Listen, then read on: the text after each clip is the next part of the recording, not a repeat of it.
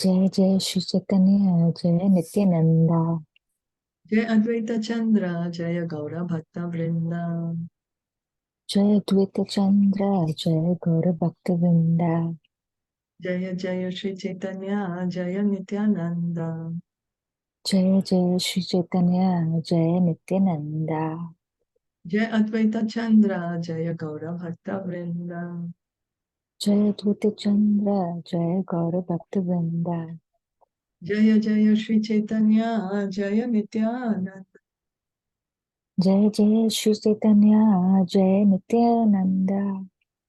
Jai Advaita Chandra, Jaya Gaura Bhakta Vrinda.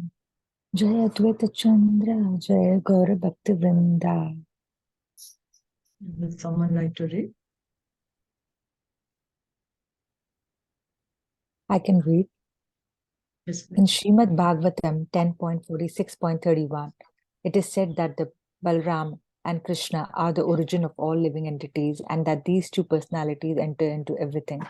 A list of incarnations is given in Srimad Bhagavatam 11.3, and they are as follows. 1. The Kumaras. 2. Narada. 3. Varaha. 4. Matsya. 5. Yajna. 6. Naranarayana. 7. Kardami Kapila. 8. Dattatreya. 9. Hayashisha. 10. Hamsa. 11. Dhruva Priya or Prishni Garbha. 12. Rishabh. 13. Prithu. 14. Narsimha. 15. Kurma. 16. Dhanvantari. 17. Mohini. 18. Vamana. 19. Bhargava. Parashurama. 20. Raghavendra. 21. Vyasa. 22. Pralambari Balarama. 23. Krishna. 24. Buddha. And 25. Kalki. Because almost all of these 25 Leela avatars appear in one day of Brahma, which is called a Kalpa, they are sometimes called Kalpa avatars. Out of these incarnations, Hansa and Mohini are not permanent. But Kapila, Dattatreya, Rishabh, Dhanvantari, and Vyasa are 5 eternal forms. They are more celebrated. Kurma, the tortoise incarnation, Matsya, the fish, Narnarayana, Varaha, the boar, Hayashisha, Vishnigarbha, and Balarama are considered incarnations of Vaibhava. Similarly, there are 3 Guna avatars or incarnations of qualitative modes of nature, and these are Brahma, Vishnu, and Shiva. So this list of incarnations, 24 incarnations. Again, these are not the only incarnations which come in one day of Brahma. What is one day of Brahma called? Kalpa. Kalpa. Yeah. So here, 25 are mentioned, but there's many more that keep coming. As we read that the incarnations of the Lord are like ocean, waves in an ocean, They keep coming, they keep going. Okay, so some description. Okay, here. Then there are the Manvantara avatar. There are 14 Manvantara avatars. Yajna, 2 Vibhuva, 3 Satsasena, 4 Hari, 5 Vaikuntha, 6 Ajita, 7 Vamana, 8 Sarvabhauma, 9 Rishabha, 10 Vishvakshena, 11 Dharmasetu, 12 Sudhama, 13 Yogeshwara, and 14 Brihadbhanu. Out of these 14 Manvantara avatars, Yajna and Vamana are also Leela avatars. The Manvantara avatars are also known as Vaibhav avatars. So Manvantara avatar means when Krishna takes incarnation in reign of each Manu. There are 14 Manus in one day of Brahma, and then Krishna also comes as a Manvantara avatar. So that's why there are 14 of these Manvantara avatar in one day of Brahma. The 4 Yuga avatars are also described in Srimad Bhagavatam. In the Satya Yuga, the incarnation of God is white. In Treta Yuga, he is red. In Dwapar Yuga, he is blackish, and in the Kali Yuga, he is also blackish. But sometimes in a special Kali Yuga, his color is yellowish, as in the case of Chaitanya Mahaprabhu. As far as Satyavesha avatars are concerned, they include Kapila, Rishabh, Ananta, Brahma, although sometimes the Lord himself becomes Brahma, Chatursana, the Kumaras, who are the incarnation of knowledge, Narad, the incarnation of devotional service, King Prithu, the incarnation of administrative power, and Parshurama, the incarnation of subdues evil principles. Okay, so Parshuram is also Shaktiavesh avatar. Brahmaji also here is mentioned, Shaktiavesh, but sometimes Krishna himself becomes Brahma. Rishabdev, we are going to hear about him. Lord Kapila, we already read in the 3rd canto. Yes. Chatushana, the Kumaras. So the 4 Kumaras, they also being called the Shaktiavesh avatar. Okay. Chapter 8, The Avtaras. Lord Chaitanya continued explaining to Sanatana Gosvāmī about Lord Krishna's Avtaras or incarnations, which are his expansions who come to the material creation. The word Avtara means one who descends from the spiritual sky. In the spiritual sky, there are innumerable Vaikuntha planets, and from these planets, the expansions of Supreme Personality of Godhead come into this universe. So avatar means one who's coming, descending from where? From the spiritual sky. Spiritual sky, there are many Vaikuntha planets. And then from these planets, Krishna or his expansions are coming. The first descent of the Supreme Personality of Godhead from the expansion of Sankarshana is the first Purusha incarnation. It is stated in Srimad Bhagavatam 1.3.1 that when the Supreme Personality of Godhead descends as the first Purusha incarnation of the material creation, he immediately manifests 16 elementary energies known as Mahavishnu. He lies within the causal ocean, and it is he who is the original incarnation in the material world. Srimad Bhagavatam 2.6.42 states that he is the Lord of time, nature, cause and effect, mind, ego, and 5 physical elements, the 3 modes of nature, the senses, and the universal form. He is the independent master of all moving and non-moving living beings in the material world. So then, so Krishna first, he himself expands as Balaram. From Balaram come the Chaturvyuha expansions. From Chaturvyuha comes the other Chaturvyuha, then comes Narayan expansion, then they come to the material world, Lord as Mahavishnu. Mahavishnu is the first Purusha.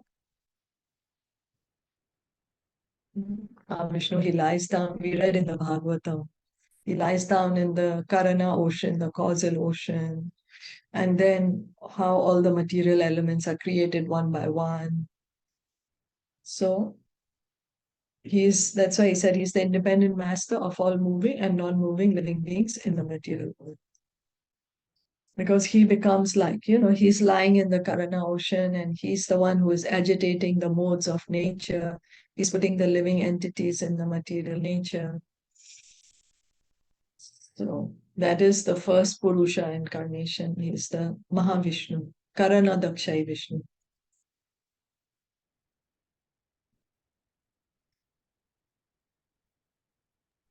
The influence of material nature cannot reach beyond the Viraja or causal ocean as confirmed in Srimad Bhagavatam 2.9.10. Neither the modes of material nature, goodness, passion, and ignorance, nor material time have any influence on the Vaikuntha planets.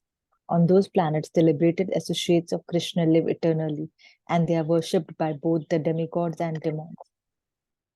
So the material modes of material nature, they are not there in the spiritual world. Modes of material nature are only in the material world.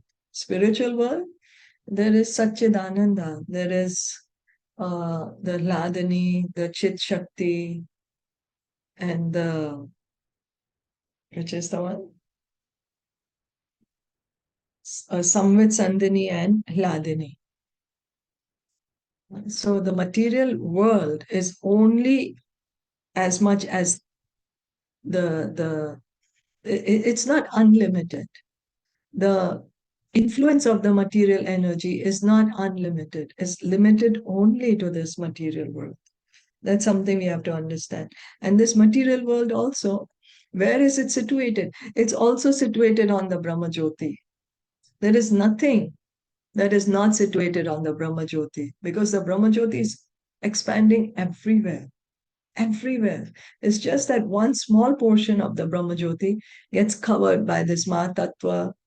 Material energy is put there. The material creation is put there. It's like having a prison inside a country.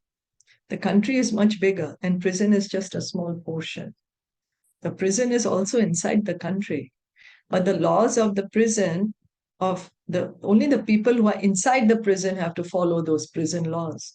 The other citizens are free to roam about as they please, no? They're not concerned with the laws of the prison. That's how we can understand. So similarly, in the spiritual world, the Nitya Muktas, they are enjoying with Krishna.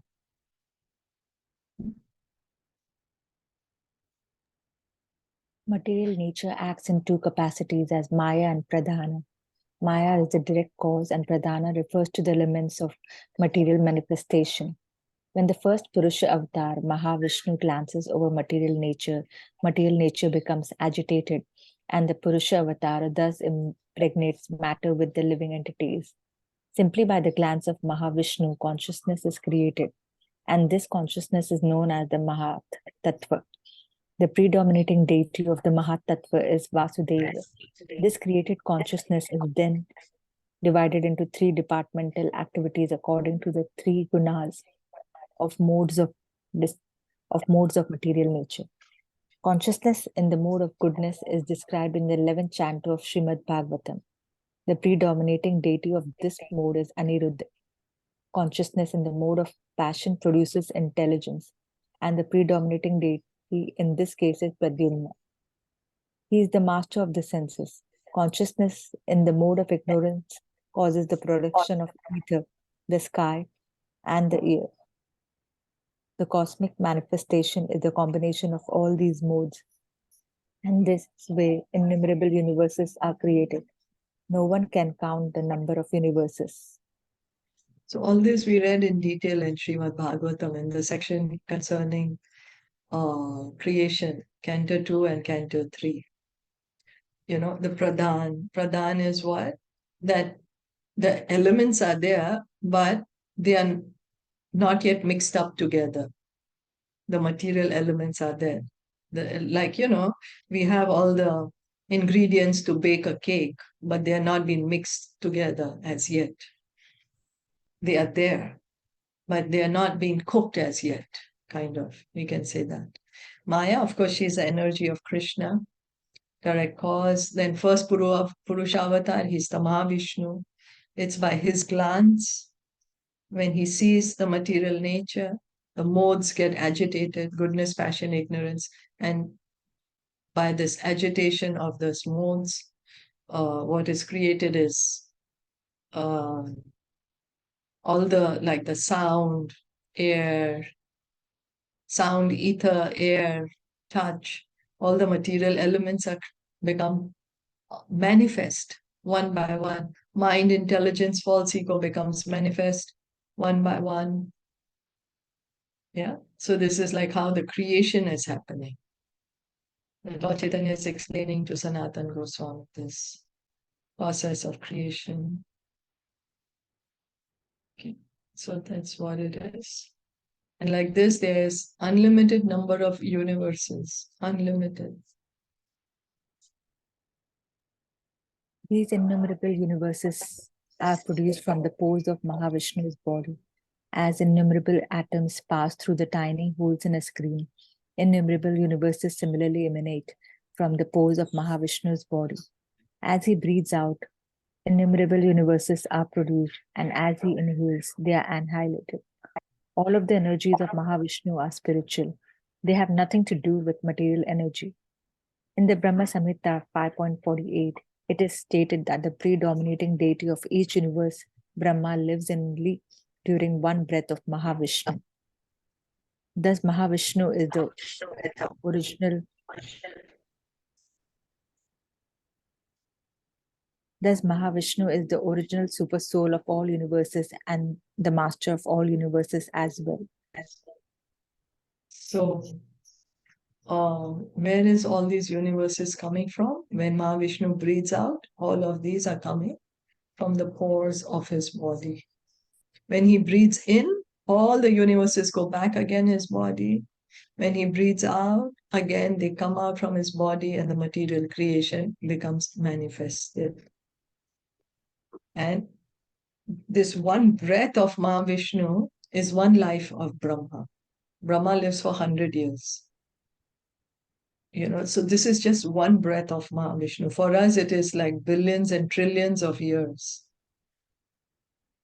So that's what it is. Like, for example, when we breathe in and out, so many germs we are annihilating so many germs, right? Breathing in, out. Germs are born, created, they die also. Similarly, something like that, if we see the time frame of it.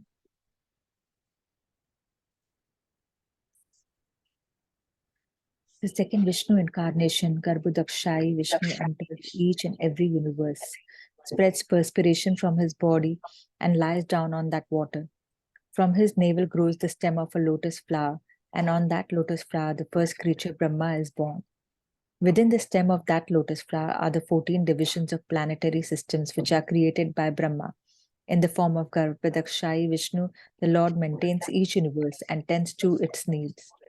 Although he is within each material universe, the influence of material energy cannot touch him. When it is required, this very same Vishnu takes the form of Lord Shiva and annihilates the cosmic creation. The three secondary incarnations, Brahma, Vishnu, and Shiva, are the predominating deities of the three modes of material nature. The master of the universe, however, is Garbhodakshai Vishnu, who is worshipped as Hiranyagarbha Super Soul.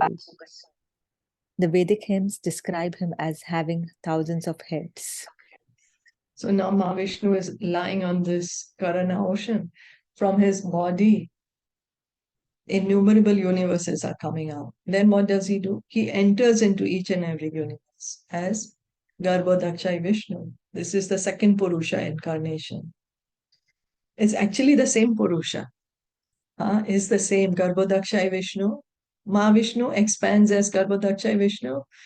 Garbhodakshai Vishnu expands as Kshirodakshai Vishnu. It's the same. He's the same Purusha avatar. So then from this Garbhodakshai Vishnu, now he's entered the universe. He fills up half the universe. The bottom half of the universe is filled with water. Where does the water come from? From the perspiration of Garbhodakshai Vishnu, from the pores of his body. And this becomes a Garbha ocean. The Garbha ocean is there. This is the Garbha ocean, every universe. Now and then Garbhodakshai Vishnu, he's lying down on this water, on the snake bed, Sheshnag. From his navel comes a lotus flower, a lotus stem, lotus flower. On top of that lotus flower is Brahma. Inside the lotus stem, there are the 14 planetary systems. Like how what are the Bhurbu, Swarglok, Bhurbuva, Swar, then what is that? Jana, Tapa, Mahar. All those are the upper planets, like from middle going up. Then from the earthly planet, when we go down, it will be Atal, Rasatal, Talatal, Mahatal, Patal, like that. So if we count them all, they're 14. Yeah. And then, so now this is now Garbhodaksha Vishnu, he's inside the material universe. But just because he's inside the universe doesn't mean that he becomes under the control of the material energy. No, he's not under the control of the material energy. It's like when the jailer of the prison, he's not ruled, but he's not there inside because he's a criminal. So the laws of the prison don't apply to him. They apply to the criminals, but not to the jailer, right? So Garbhodaksha Vishnu is there, yeah, but it doesn't mean that he's under the modes of nature. So then, whenever it's required, the same Vishnu, he either becomes Lord Brahma or he also becomes Lord Shiva sometimes to annihilate. Yeah. The master of the universe is Garbhodaksha Vishnu, who is worshipped as Hiranyagarbha, or the super soul of the universe. Garbhodaksha Vishnu. The Vedic hymns describe him as having thousands of heads. Okay. Now this is the Kshirodaksha Vishnu. The third incarnation of Vishnu, Kshirodakshayi Vishnu, is the incarnation of mode of goodness. He is also the super soul of all living entities, and he resides on the ocean of milk within the universe. Thus Chaitanya Mahaprabhu described the Purusha avatars. So now this Garbhodaksha Vishnu, he enters into every atom of the universe, into the heart of every living entity. That's why he's the super soul. He's the Paramatma.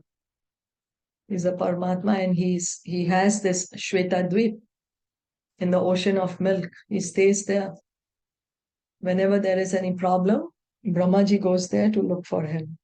And it is this Kshirodaksha Vishnu who comes as incarnations, as the different incarnations within the universe. When Krishna comes himself, then Krishna is coming, Golok Vrindavan, not the Kshirodaksha Vishnu. Okay.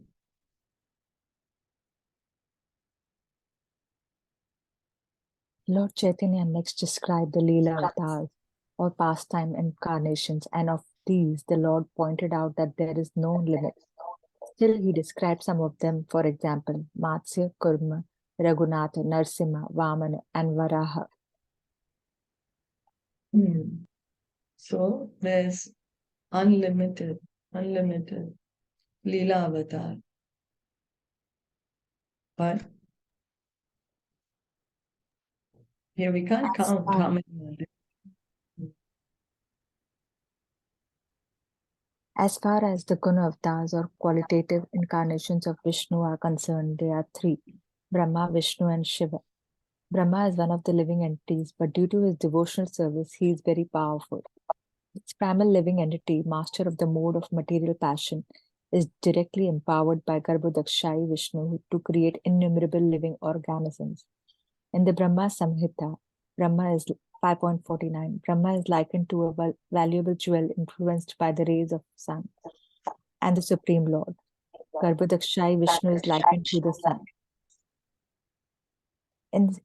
If in some kalpa there is no suitable living entity who can act in Brahma's capacity, Garbhodakshayi Vishnu himself becomes Brahma and acts accordingly. So the Purusha, the Guna avatars, if a living entity is not qualified, then Krishna himself takes up that position. He becomes Lord Brahma. And we just heard in the above paragraph that Lord Vishnu will also become Lord Shiva. Yeah, he said. And above we read it, right? Somewhere up. And how up are we going? And I remember reading it somewhere here. When it is required, this very same Vishnu takes the form of Lord Shiva and creates the creation. So depends as the need arises. So Krishna's incarnations are innumerable, innumerable incarnations.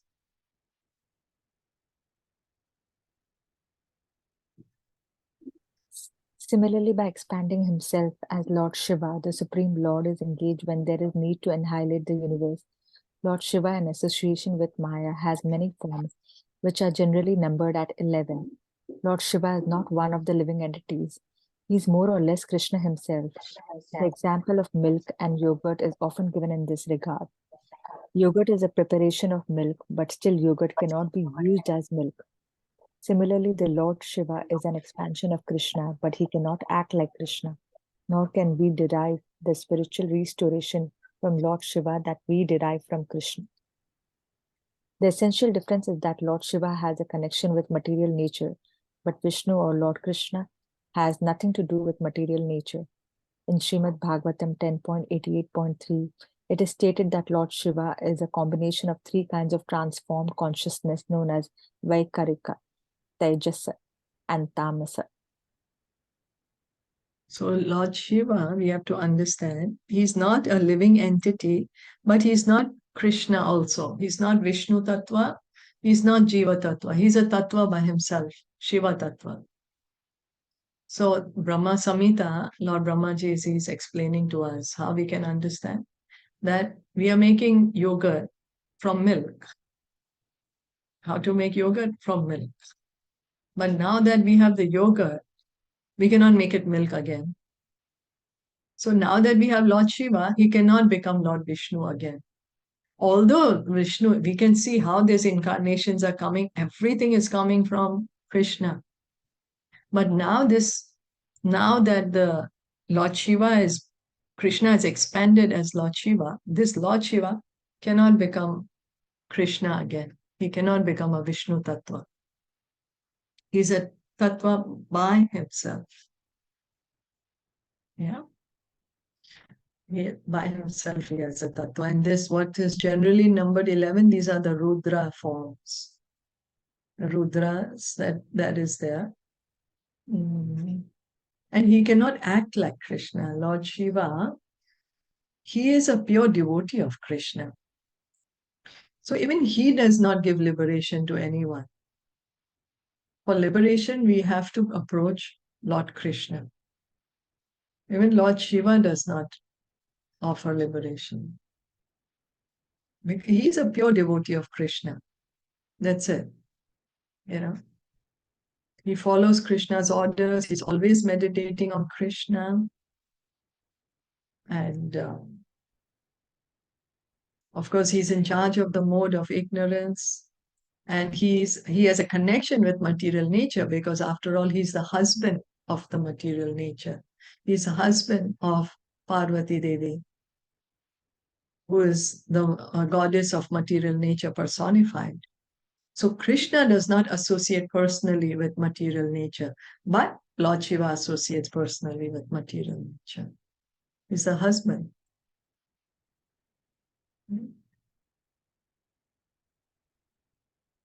So let's stop here for today. Is that okay?